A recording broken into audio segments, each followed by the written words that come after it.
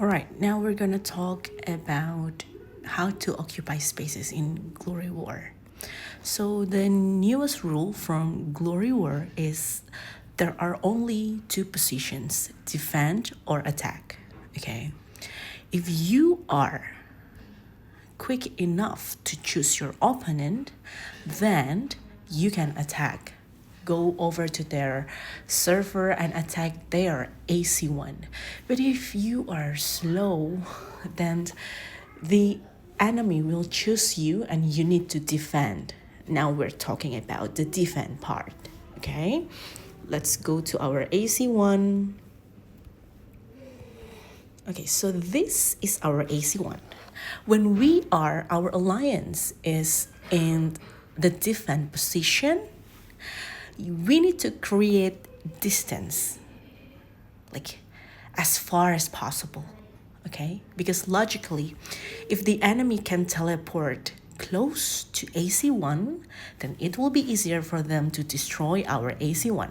But if they cannot teleport close. For example, in the bottom part, they need to teleport here. They will take too much time to reach the AC1.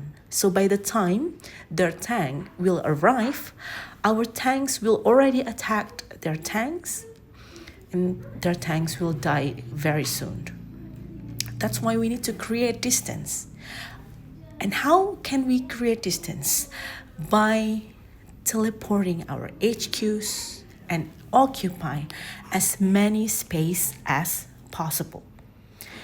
Do not place your HQ just anywhere, okay? For example, like this, I said, okay, I guess occupy spaces. And then you just go over here and click teleport. Don't do this because we need to occupy as many tiles as possible so we don't have to waste too many HQs covering the same area. The fewer HQs we use for one area means the more HQs we can use to extend our territory even further. So before you teleport, always check the tiles to your left, right, above, and below.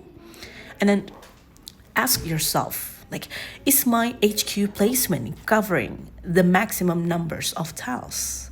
If I TP here, no, this is not a good position because I can waste as many tiles as I want, as long as the gap cannot be covered by the enemy's HQ. Okay? And does my placement leave any gaps where the enemy can teleport? For example, I put it here, then the enemy can teleport over here, okay? But if I teleport too close, that's not occupying spaces, okay? I need to place it 2 tiles away, maybe, right? Every HQ placement matters, okay? Because, like what I said before, so many times we need to occupy spaces. Let me give you an example. Okay, this is the example. Okay, you can see like they are putting their HQs too close to each other. So that's why we need 1, 2, 3, 4, 5, 6, 7, 8, 9 HQs to cover this area. It's very different with this one. Okay. If you see between K-Blast and Seven Thunders, for example, this is perfect because they create spaces, okay? Not too close to each other. Maybe I have... But also make sure that the gap is not enough for the enemy to teleport. Right here between Tali Ameh and Peace. Yes, they try to occupy space, but they're just too far away, you know? Tali Ameh need to teleport one tile to the left. So that's how the enemy cannot teleport to the right and the enemy cannot teleport to the left. But we need one more HQ on the top right side. Okay, between Tali, Samfak, and Peace, this is also too close.